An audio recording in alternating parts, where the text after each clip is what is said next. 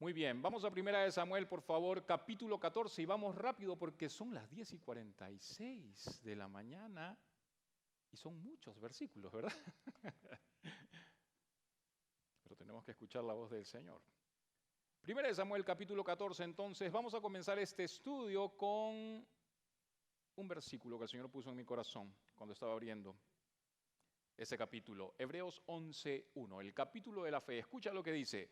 Es pues, dice, la fe, la certeza de lo que se espera, la convicción de lo que no se ve. Escucha, es pues la fe, la certeza de lo que se espera, la convicción de lo que no se ve.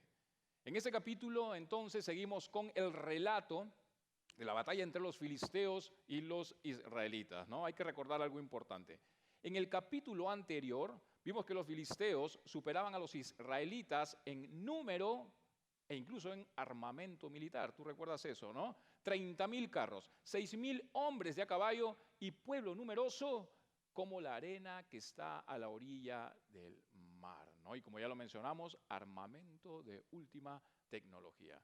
Mientras que los israelitas solo quedaron con 600 de 3.000, ya que fueron desertando uno a uno. Además, ellos no contaban tampoco con armas de guerra, no tenían ni espada ni lanza. Usaron instrumentos de arado para la batalla y para colmo, como no contaban con herreros, debían ellos descender hacia los filisteos, el pueblo enemigo, para afilar o sacarle filo a sus supuestas armas de guerra, pagando incluso por afilar sus armas un precio muy alto. ¿Qué? Sin embargo, como lo mencionamos el domingo pasado, los israelitas tenían a su disposición un arma mucho más superior. Un arma mucho más superior. ¿Y qué era esa arma mucho más superior? La fe. La fe en Dios. Yo creo que esa fue el arma que usó Jonatán, el hijo de Saúl. En lugar de poner su vista en los hombres, en lugar de poner su vista en las dificultades, Jonatán pues decidió poner su mirada en Dios para confiar en Él y nada más que Él. Así que se armó de valor y elaboró un plan sin importar pues si la situación y la razón no se mostraban a su favor. El plan de Jonatán era atacar el destacamento de los filisteos. Pero lo interesante de esto es que Jonatán no haría participar a su ejército en este ataque. Y eso lo vamos a ver. Solamente irían él y su siervo. Y me pregunto yo por qué. Humanamente hablando, era un plan totalmente descabellado. Incluso podríamos llamarlo incluso un plan suicida. Sin embargo, debemos dejar en claro que Jonatán no tomó esta decisión de manera impulsiva. Jonatán no tomó esta decisión de manera temeraria. ¿Qué? Jonatán tomó esta decisión totalmente confiado y direccionado por Dios. Un Dios que para él no había nada que no podría hacer. No había nada imposible para Dios. Su lógica era que si solo él y su siervo tenían fe, entonces solo ellos debían ir. ¿Me dejo entender? Jonatán solamente necesitaba a uno con la misma fe. Solo necesitaba a uno con la misma confianza. Solo necesitaba a uno con la misma visión. Solo necesitaba a uno que estuviera dispuesto a creer que para Dios no había absolutamente nada imposible para hacer. Jonatán sabía que uno podía mover multitudes. Así que hay que recordar esto. La fe abre puertas a la victoria.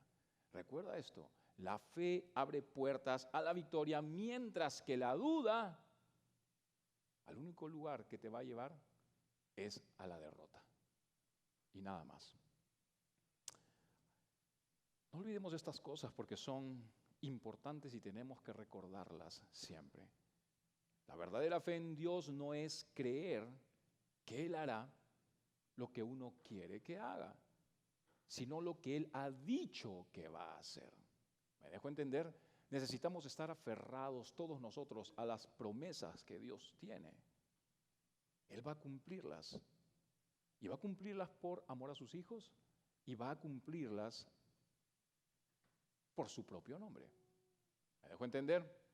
Ahora, seguramente Jonatán no había oído una voz del cielo indicándole lo que debía hacer. Seguro que no. Sin embargo, si de algo sí estaba seguro Jonatán, era que Dios quería expulsar a los enemigos de Israel de la tierra prometida. Así que sabiamente Jonatán buscó que Dios le confirmara si debía seguir adelante con el plan. Y por esa misma razón pidió pues una señal.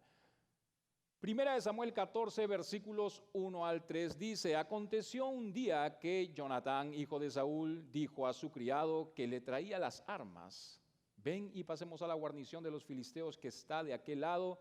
Y no lo hizo, dice, saber a su padre, y Saúl se hallaba al extremo de Gaba, debajo de un granado que hay en Migrón. Y la gente que estaba con él era como 600 hombres, dice, y Ahías, hijo de Ahitop, hermano de Icabob, hijo de Fines, hijo de Elí, sacerdote de Jehová en Silo, llevaba el efod, y no sabía el pueblo de Jonatán, dice, que se hubiese ido. En estos primeros versos vemos a Jonatán entonces y a su criado. Para entender un poco la función del criado de Jonatán, debemos saber que cada oficial del ejército de Israel tenía un asistente conocido pues como su escudero, ¿sí? Y la labor del escudero era la de ayudar al oficial en batalla. Tenía la función de ayudar al oficial en la administración del ejército. Y muchas veces incluso llevaba su armamento sobre él también.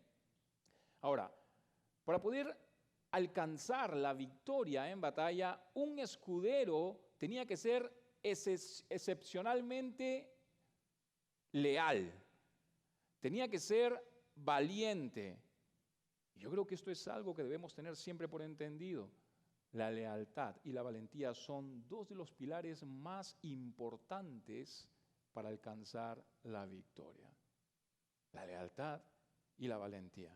Ahora, los israelitas estaban en un conflicto militar aquí. Aparentemente la victoria parecía imposible, humanamente imposible. Sin embargo, Jonatán fue lo suficientemente audaz como para pasar a la guarnición de los filisteos solo y observar lo que Jehová podría hacer.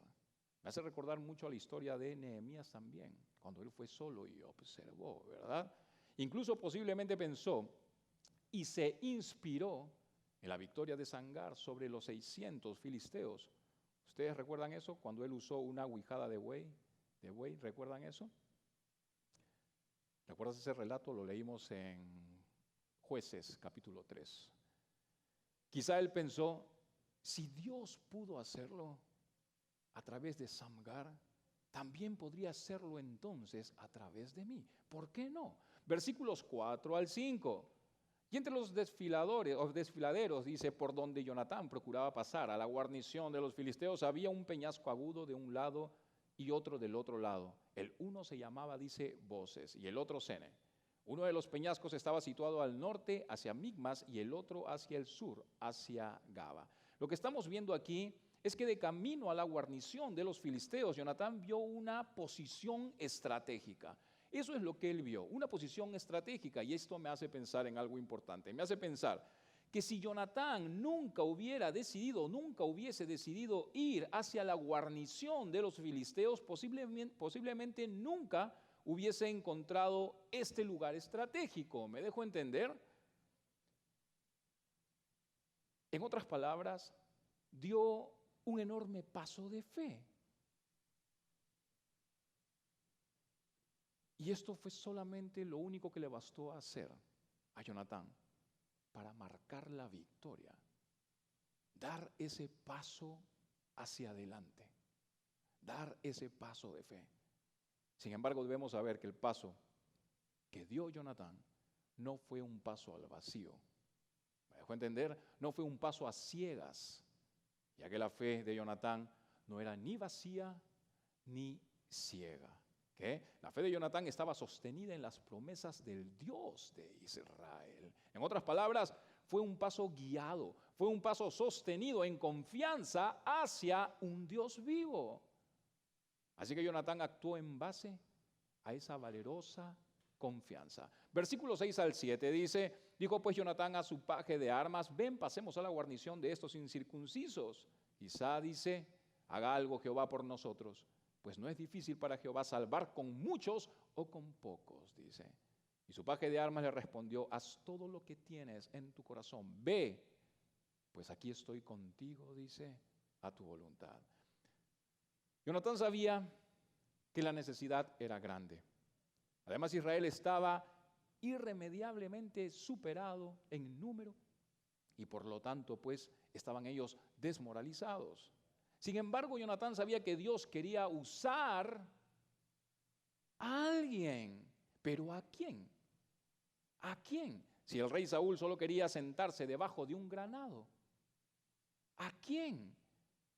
Algo que tenía que hacerse era esto. Y Jonatán estaba dispuesto a dejar que Dios lo usara para suplir esa necesidad. Las probabilidades estaban totalmente en contra de Israel. Sin embargo, ni los números ni las probabilidades limitaban a Jonatán. Ni los números ni las probabilidades limitaron a un Dios viviente. Así que no hay que olvidarlo. La incredulidad limita. La incredulidad limita, mientras que la fe alcanza promesas. Jonatán nunca leyó el Nuevo Testamento, pero tenía un corazón firme en Romanos 8:31. Si Dios es con nosotros, ¿quién contra nosotros? Posiblemente Jonatán tenía poca fe en sí mismo e incluso en las circunstancias, pero tenía una gran fe ante un Dios. Y aquí lo estamos viendo ahora.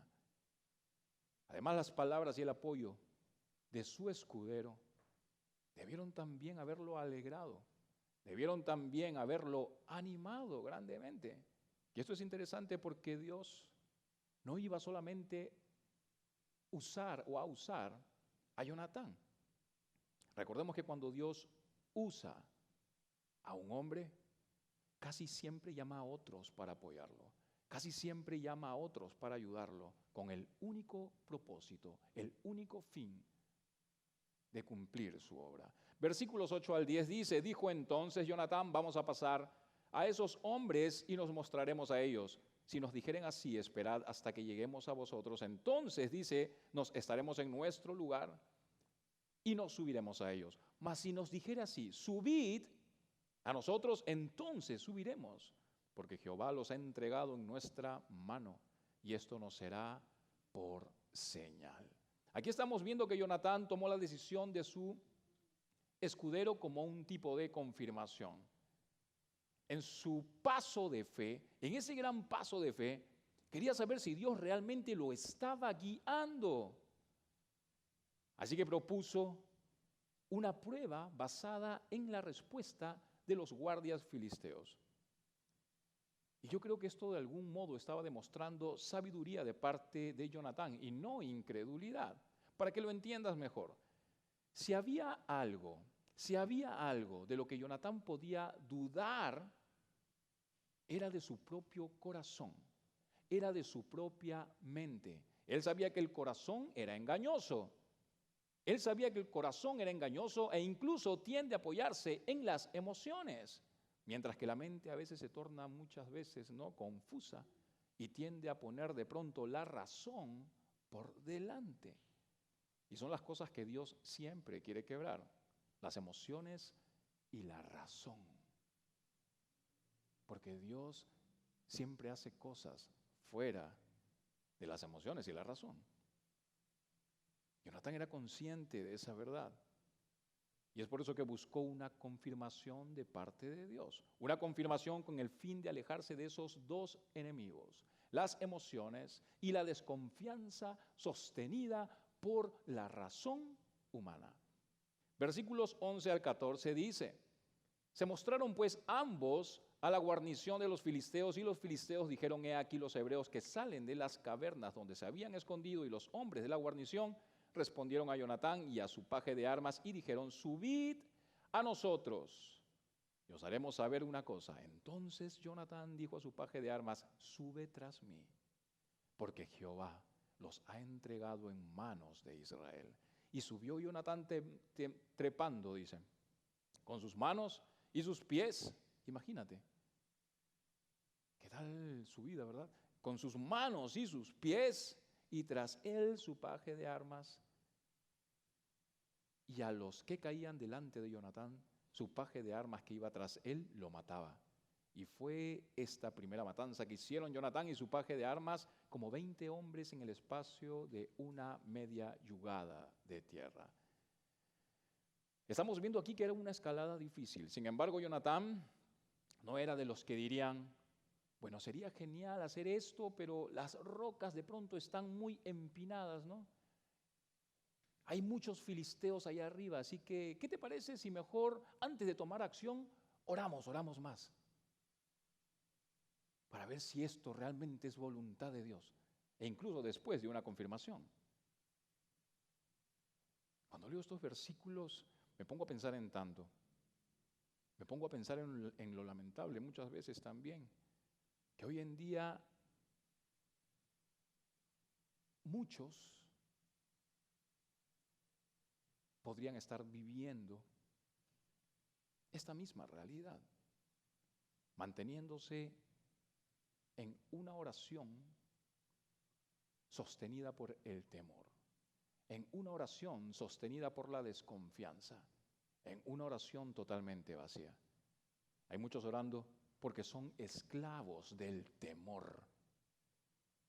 Son esclavos del temor y de aquella razón sostenida en desconfianza. Hay muchos orando porque necesitan ver para creer. ¿Me dejo entender? Necesitan ver para creer. Hay muchos orando y esperando una victoria que jamás llegará porque nunca dieron ese paso hacia adelante. Si yo les contara todo lo que el Señor me ha permitido ver, un paso adelante. Así que hay que recordar algo importante. Y esta es una exhortación para todos nosotros. Si solo queremos la victoria o solo queremos ser usados por Dios, cuando todo se presenta de una manera fácil y segura, entonces nunca veremos una verdadera victoria. Nunca veremos a un Dios glorificado. Nunca tendremos una historia maravillosa que contar. Dios se quiere glorificar de la nada. Dios es un Dios celoso y no le va a permitir o no va a permitir que nada ni nadie le arrebate pues la gloria que le pertenece únicamente a Él. Regresando al tema con Jonatán, él sabía que la batalla era de Jehová. Sin embargo, él sabía que Dios lo usaría para pelear. Y cuando vio aquella señal de confirmación de Dios, él no guardó su espada. Él no dijo: ok, voy a tomarme unas vacaciones y de ahí voy. No. Él no hizo nada de eso. Él oró y se aseguró de que su espada estuviera bien afilada. Y confió en que Dios lo iba a usar para derrotar a los filisteos. Versículo 15. Hubo pánico en el campamento y por el campo y entre toda la gente de la guarnición. Y los que habían ido, dice, a merodear, también ellos tuvieron pánico y la tierra tembló. Hubo pues gran consternación. Al parecer los filisteos estaban bajo confusión, como lo estamos leyendo aquí. Se despertaron esa mañana pensando: somos atacados por el enemigo y el enemigo está en medio de nosotros. Así que se apresuraron pensando que sus compatriotas filisteos eran el enemigo y empezaron a pelear y a matarse entre ellos mismos. Y es lo que vamos a ver a continuación. Si los israelitas no tenían espada, Jehová Dios mismo iba a usar las espadas de los mismos filisteos para que sean utilizadas o usadas en contra de ellos mismos. Versículos 16 al 19 dice: y los centinelas de Saúl vieron desde Gaba de Benjamín cómo la multitud estaba turbada, iba de un lado a otro y era deshecha, dice. Entonces Saúl dijo al pueblo que estaba con él: pasad ahora revista y ved quién se haya ido de los nuestros. Pasaron revista y he aquí que faltaba Jonatán y su paje de armas. Y Saúl dijo a Ahías: trae el arca de Dios, porque el arca de Dios estaba entonces con los hijos de Israel. Pero aconteció que mientras aún hablaba Saúl con el sacerdote, el alboroto que había en el campamento de los filisteos aumentaba, iba creciendo en gran manera. Entonces dijo Saúl al sacerdote: detén tu mano. Aquí probablemente Saúl intentaba parecer espiritual. Sin embargo, tenemos que saber que hay un tiempo para apartarse y orar. Y hay un tiempo para tomar la espada y pelear. Y al parecer Saúl no tenía por entendido qué tiempo era ese. Estaba haciendo lo que no debía hacer. Estaba totalmente fuera de tiempo. Versículos 20 al 23. Y juntando Saúl a todo el pueblo que con él estaba, llegaron hasta el lugar de la batalla, y he aquí que la espada de cada uno estaba vuelta contra su compañero. Y había gran confusión, y los hebreos que habían estado con los filisteos de tiempo atrás y habían venido con ellos de los alrededores al campamento, se pusieron también del lado de los israelitas que estaban con Saúl y con Jonatán. Asimismo, todos los israelitas que se habían escondido en el monte de Efraín, escucha, oyendo que los filisteos huían, todos los que estaban escondidos, incluso los que se habían emparentado con los filisteos, escucha, también ellos los persiguieron en aquella batalla. Y así salvó Jehová a Israel aquel día, y llegó la batalla, dice, hasta Bet-Aven. Algo interesante aquí: Saúl era el líder de Israel, pero le tomó un largo tiempo empezar a liderar. Además, dicen estos versos que los hebreos que habían estado con los filisteos de tiempo atrás se pusieron también al lado de los israelitas en este preciso momento, lo que pudo haber sido una demostración de que muchos en Israel tenían el mismo inseguro corazón que el propio Saúl. Estos siervos hebreos de los filisteos probablemente solo salieron cuando la victoria de Israel estaba asegurada. ¿Me dejo entender? No pelearon la batalla, pero cuando oyeron que la victoria de Israel estaba asegurada y que Dios estaba en favor de ellos, aparecieron. Me pregunto yo, ¿cuántos son los que salen solo cuando ven la victoria asegurada? ¿Y cuántos son los que disponen su vida para entrar y ubicarse en medio de la batalla, a pesar de que las probabilidades de ganar, humanamente hablando, visualmente, sean nulas, escasas?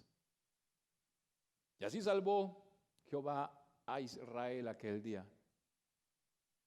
Dios realmente usó a Jonatán. Sin embargo, debemos acotar que la victoria fue totalmente de Jehová. Dios solamente estaba esperando por alguien con la osada confianza de Jonatán. Dios estaba esperando que solo uno se levante para cumplir la promesa que él tenía para ellos. Versículo 24, pero los hombres de Israel fueron puestos en apuro aquel día, porque Saúl había juramentado al pueblo diciendo: cualquiera que coma pan antes de caer la noche, antes que haya tomado venganza de mis enemigos, sea maldito. Y todo el pueblo no había probado pan. Esto podía sonar muy espiritual de parte de Saúl, ¿verdad? Prácticamente estaba diciendo: apartemos este día como un día especial de ayuno para Jehová. Y para que lo cumplan, voy a reforzar esto, porque quiero que lo cumplan. Quiero que todo el ejército lo cumpla. Así que voy a reforzarlo con una maldición. Qué fuerte, ¿verdad? Y esta es otra muestra de que el enfoque de Saúl era el enfoque incorrecto. Totalmente incorrecto. Prácticamente Saúl puso al ejército de Israel bajo juramento para poder obtener venganza de sus enemigos. Saúl estaba mostrando que incluso al hacer algo espiritual, como el ayunar, su enfoque nunca dejó de estar en sí mismo. Además, él no tenía la autoridad, ¿recuerdas eso? Él no tenía la autoridad de anunciar semejante maldición porque no era el líder espiritual de la nación. Ya había cometido ese error anteriormente y ahora lo vuelve a cometer. Recordemos que si algún ayuno debía pues ser declarado, Samuel era el que tenía la autoridad para hacerlo y no Saúl. Pero una vez más Saúl tomaba atribuciones que no le correspondían. Versículos 25 al 30.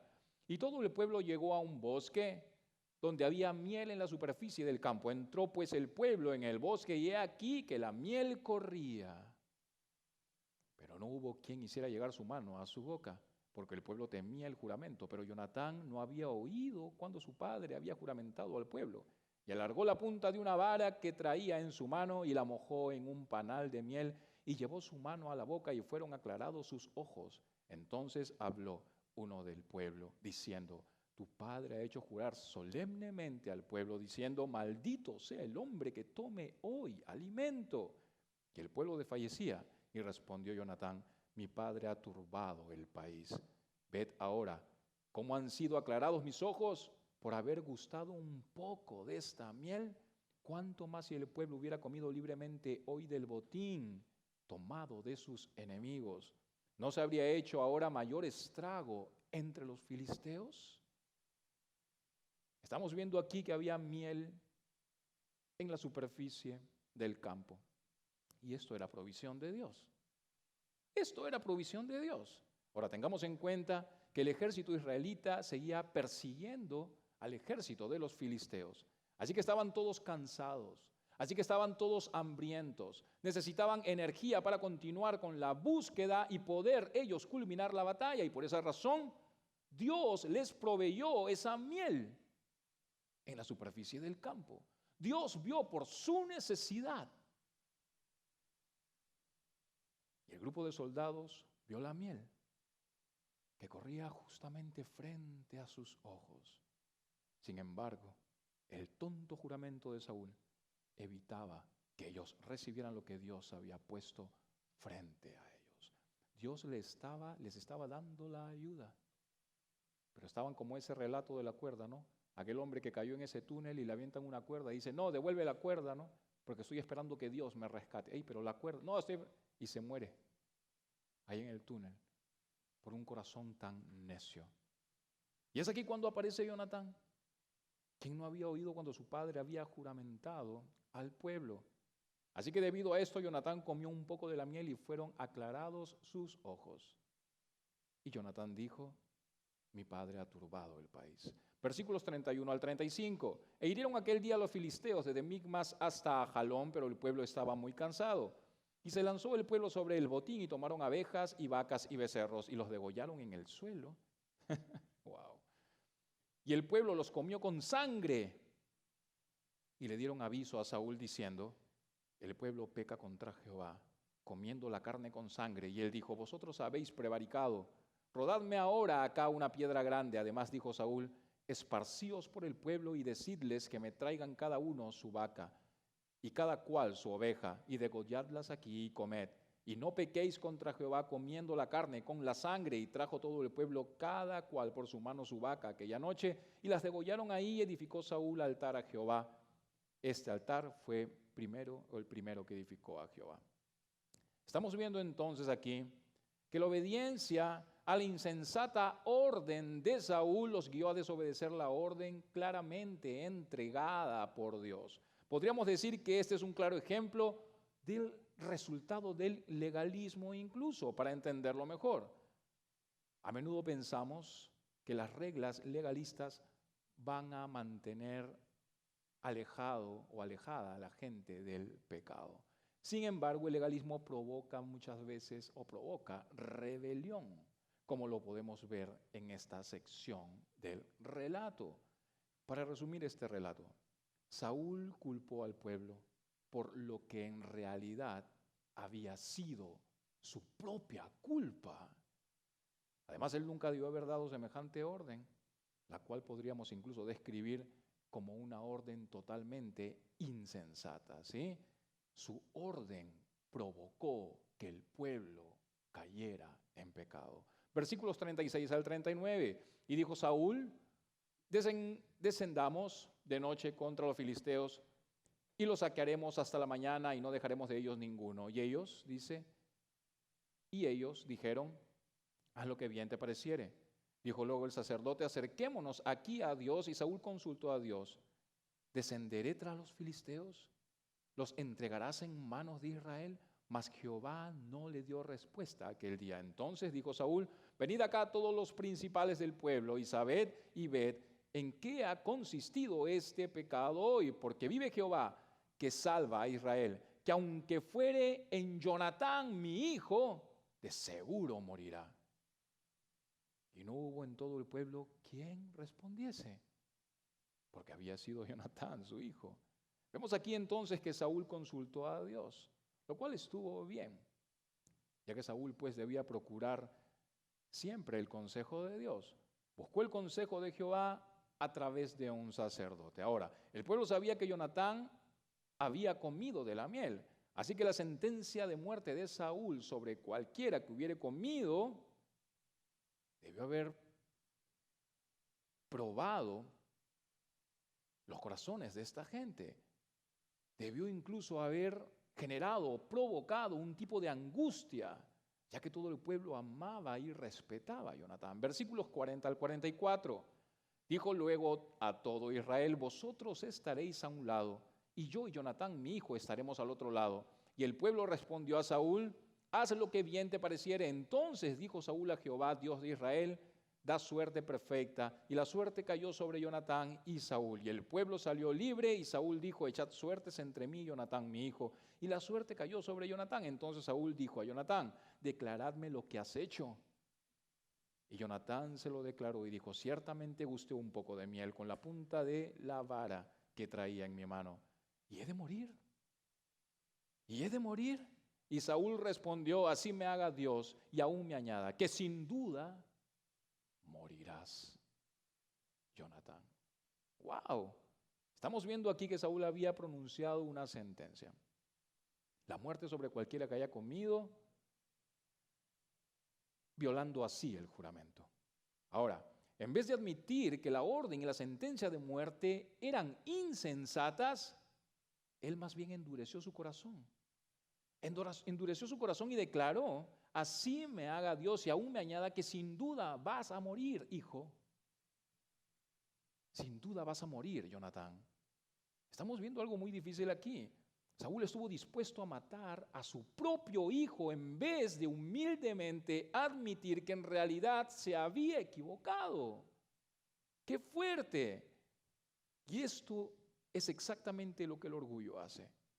El orgullo está dispuesto a dañar e incluso a dañar a la gente que amamos, a la gente que está alrededor nuestro. Esto es lo que hace el orgullo.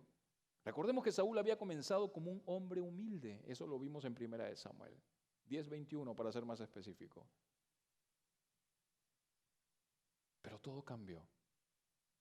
Esa impresionante humildad ahora había sido superada por el orgullo. Versículos 45 al 46. Entonces el pueblo dijo a Saúl: ha de morir Jonatán, el que ha hecho esta grande salvación en Israel. No será así. Vive Jehová, que no ha de caer un cabello de su cabeza en tierra, pues que ha actuado hoy con Dios. Así el pueblo libró de morir a Jonatán, y Saúl dejó de seguir a los filisteos, y los filisteos se fueron a su lugar. Estamos viendo aquí que el pueblo hizo frente a la insensatez de Saúl. Simplemente no iban a permitir que Jonatán fuese ejecutado. Y con estos versos vamos a culminar. Versículos 47 al 52 del capítulo 14. Después de haber tomado posesión del reinado de Israel, Saúl hizo guerra a todos sus enemigos en derredor, contra Moab, contra los hijos de Amón, contra Edom, contra los reyes de Soba y contra los filisteos, y a donde quiera que se volvía era vencedor. Y reunió un ejército y derrotó a Amalec. y libró a Israel de mano de los que lo saqueaban, dice. Y los hijos de Saúl fueron a Jonatán, Isui y Malquisúa, y los nombres de sus 2 hijas eran el de la mayor Melab y el de la menor Mical. Y el nombre de la mujer de Saúl era Ainoam, hija de Aimás. Y el nombre del general de su ejército era Abner. Recuerda este nombre porque lo vamos a ver más adelante. Hijo de Ner, tío de Saúl, porque Cis, padre de Saúl, y Ner, padre de Abner, fueron hijos de Abiel. Y hubo guerra encarnizada contra los filisteos todo el tiempo de Saúl. Y a todo el que Saúl veía que era hombre esforzado y apto para combatir, lo juntaba consigo. El último pasaje trata entonces sobre la fuerza de Saúl. Saúl peleó muchas batallas y las peleó exitosamente, es lo que estamos leyendo aquí. Tenía incluso una familia grande y con influencia, es lo que estamos leyendo aquí. El poder de su ejército incluso se incrementó. Su fuerza comenzó a crecer en distintas áreas. Sin embargo, el poder de Saúl era amplio, pero superficial. Era un poder amplio, pero superficial. En otras palabras, debido a que Saúl no era un hombre conforme al corazón de Dios, ya que su relación con Dios era más en apariencia que en sustancia, su reino no podía ser duradero. Y esto es algo que confirmarán los siguientes capítulos. Así que hay que recordar, para hallar victoria y honrar a Dios, debemos de permanecer en Él. Para hallar victoria y honrar a Dios, debemos de permanecer en Él. Y con este versículo culmino. Juan 15:5.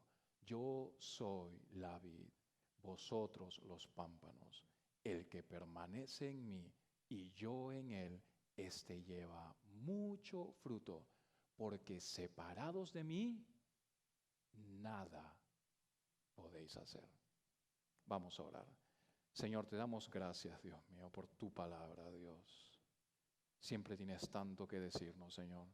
Danos un corazón no solamente sensible, sino dispuesto a obedecerte. En tu nombre y para tu gloria, Cristo Jesús. Amén.